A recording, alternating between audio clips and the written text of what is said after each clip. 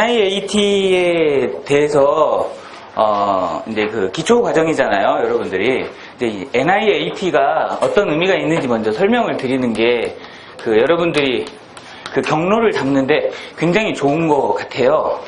자, NIAT는 이제 영어죠, 이게. 예. 이 위에 또는 이 밑에 이런 시험들이 있습니다. 이런 시험들의 의미를 이해하시면 여러분들이 준비하고 있는 NIAT 시험의 의미를 조금 더 잘 이해하실 수 있을 것 같아요. 자, 여기에 보면 공통적으로 들어가 있는 애들이 있습니다. AT라는 글자가 들어가 있죠. 그리고 이 앞에는 이거 뭔지들 다 아시죠? 아시나요? 예, 제가 별로 안 좋아하는 기업. 예, 글로벌 삼성 애티튜드 테스트라는 뜻입니다. 예, 옛날에는 뭐 다른 말을 썼는데 자기들이 이제 글로벌하다고 생각하나 봐요. 굉장히 글로벌한 기업이긴 한데 글로벌 삼성 애티튜드 테스트고요. 이거는 여러분들이 준비하려고 하는 National Information Aptitude Test예요. 그럼 이거는요, Public Servant Aptitude Test예요. 그 5급 시험 있죠. 5급 1차 시험이 이거고요. 여기를 이제 공무원급으로 이게 시험의 난이도로 이제 비교하죠. 연봉 뭐 이런 걸로 비교하면 이게 훨씬 더 높을 수 있으니까 시험 난이도로 치면 이게 이제 9급에 가깝습니다. 요게 근데 7급 여러분들이 그 준비하고 있는 시험이 그 특정직 7급 시험이에요. 특정. 혹시 이제 특정이 무슨 말인지 혹시 아세요? 특별한 그 정무직? 아니, 이런 뜻이에요, 요게. 특정직 공무원들이 뭐가 있냐면, 판사도 특정직이고, 그 다음에 뭐, 좀 특이한 그런 것들 있죠. 그게 특정직이에요. 특정직. 여러분들이 하는 게 이제 특정직인데, 이 7급 NIAT 시험은 어떤 난도를 지니고 있냐면, 기본적으로 이 비슷한 시험이니까, 난도 자체는 여기에 근접해 있어요. 이 시험에 근접해 있기 때문에 난도 자체가 그렇게 굉장히 어렵다 이런 느낌은 많이 못 받으세요. 특히 자료 해석의 영역에서는 더 그렇습니다. 또는 이 영역 말고 여러분들 볼 때 추론이나 공간지각이나 이런 걸 대비하시잖아요. 그런 시험의 난도는 여기보다 높을 개연성이 굉장히 많아요. 사실 개연성이 굉장히 많고, 그러니까 그건 그렇게 준비를 하시는 게 좋은데, 자료 해석의 영역에서 보게 되면 이 NIAT는 GSAT의 난도랑 좀 비슷하다 이런 느낌을 좀 가지고 계시면 좋아요. 근데 이 시험의 경쟁률은 그렇지 않습니다. 자, 제가 이제 겁을 드리려고 이렇게 하는 말이 아니라 실제 준비하시고 있는 분들 중에서 이 서류 통과를 못 하신다거나 서류를 통과를 했는데 NIAT 시험을 통과를 못해서 면접의 기회조차 이렇게 받지 못하시는 분들이 꽤 많아요. 이 경쟁률 입장에서 이 NIAT 7급이 얼마나 매력적인 직장인지를 제가 한번 설명을 드릴 테니까 여러분들이 어떻게 대비를 하셔야 될지 감을 좀 잡아보세요. 자, 이게 이제 5급 시험이에요. 모든 국가 공무원 그 계급 체계가, 원래 공무원은 계급 체계가 있습니다. 그래서 5급, 7급, 9급의 계급 체계가 있어요. 군대에 갔다 온 남자분들은 다 아시겠지만 이게 장교, 부사관, 이게 병, 그렇습니다. 의 체계예요. 계급 체계가 있어요. 이 계급을 넘어설 때마다 힘든 점이 있어요. 7급으로 들어가시죠. 5급 사무관 시험을 꼭 보셔야 돼요. 그걸 통과를 해야 위로 올라갑니다. 그러니까 이런 체계들이 있어요. 이게 이제 예전 신분 제도를 가지고 있는 국가들이 대부분 다 이 시스템을 지니고 있고 그게 이런 형태로 이제 자리 잡고 있는 건데, 여러분들이 보는 이 7급 시험은 그냥 7급이 아니에요. 본급은 7급 본급이 나옵니다. 실제 받는 본급은 7급 본급이 나오는데 그 본급에 플러스 똑같은 게 하나가 더 붙어서 나온대요. 예, 제 친구들 중에 거기 들어간 친구들이 있는데 이 친구들이 대기업 연봉이랑 거의 비슷한 돈을 받아요. 공무원 치고는 꽤 많이 받아요. 예, 이 친구들이.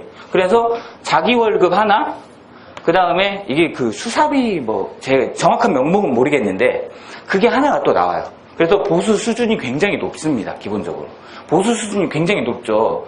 그러면 사람들이 좋아하나요? 싫어하나요? 당연히 좋아하겠죠. 얘네들의 복리후생 수준 한번 설명드릴까요? 5급은요, 기본적으로 외국에 유학을 가려면 평균 7, 8년 이상을 소모합니다. 평균 7, 8년 이상을 소모하거든요.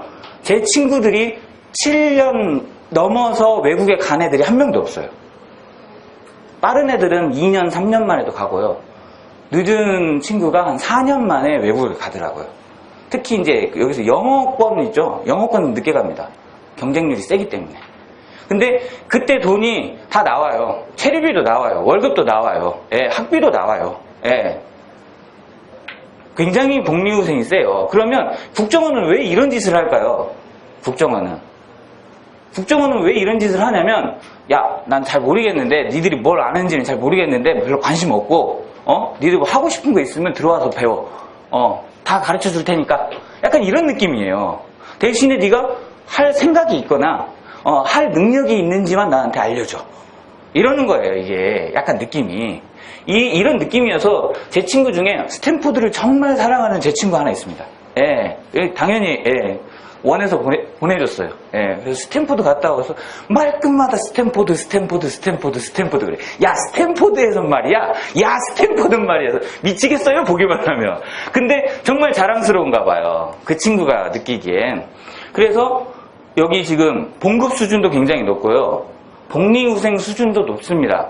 안 좋은 게 있죠. 예, 안 좋은 게 있어요. 개기면 죽습니다. 예, 개기면 죽어요. 상명하복 절차가 굉장히 셉니다. 아주 세요. 아주 세. 예. 한 번은 제 후배 중에 들어갔던 애가 있는데, 위수 뭐 이런 거 있잖아요. 남자분들 다 아시죠? 위수 무슨 개념인지. 근데 굉장히 급한 일이 있어가지고 부산을 갔어요. 근데 원에서 바로 오라 그러는 거예요. 예. 그 자동차가 터질 뻔했답니다. 그냥 220까지 밟고 계속 부산에서. 예. 그래 봐야 뭐 2시간 반 이상 걸리죠. 예. 뒤지게 혼났답니다. 아주. 예. 여하튼 상명하복 절차가 굉장히 셉니다. 특히 이제 여자분들 같은 경우 그런 거 경험 못 해보신 분들은 좀 준비를 하세요. 하나만 더 얘기를 해드리면, 상명하복 절차가 얼마나 센지, 여기 이렇게 남자분 여자분들 굉장히 좀 성비가 좀 그거 좀 맞는 것 같은데, 제 친구 4명이 이 직원이거든요. 근데 4명 중에 2명은 그 이전에 여자친구가 있었어요. 예. 그리고 2명은 여자친구가 없었어요. 근데 여자친구가 없는 이 2명은 같은 직원끼리 결혼합니다. 그러니까 다른 사람들이랑 대화가 잘 안 된대요. 입만 열면 비밀이니까 조심스럽고 이렇게 속내를 털 수가 없대요. 기본적으로. 그래서 그러니까 아는 직원 통해가지고 이렇게 만나가지고 결혼하고 그런 케이스가 있어요. 그래서 결혼식에 갔어요. 결혼식에 갔는데 정말 웃겼어요. 신부가 하얀 드레스를 입고 있는데 높은 사람이 오셨나봐요. 이렇게 한 명이 딱 움직이면 여러 명이 쭉 움직여요. 그러더니 딱 와가지고 축하한다 그랬어요. 그 남자가 신부한테 축하한다 이러더라고요. 신부가 뭐라고 이제 네 감사합니다 그래요. 그래서 제가 깜짝 놀랐어요. 뭐지? 왜 감사합니다 이러면 되잖아요. 네. 예, 다 낚아더라고요. 예. 그것도 굉장히 아리따운 신부가 단아까를 하니까 좀 약간 컬처쇼크 비슷한 그런 느낌이 있었어요. 근데 나중에 물어보니까 자기 훈련관이래요. 훈련관. 자기 했던 훈련관이라고 그러더라고요. 여하튼 이게 급여체계도 그렇고 상명하복 절차가 강한 대신에 그 뒤에 있는 경제적이나 다른 것들은 책임진다는 느낌이 있어요. NIAT는 기본적으로. 국정원은요. 그러면 여기가 다른 직장보다 또 하나만 얘가 물 먹어요. 물을 먹으려고 이렇게 배가 고픈가 봐요.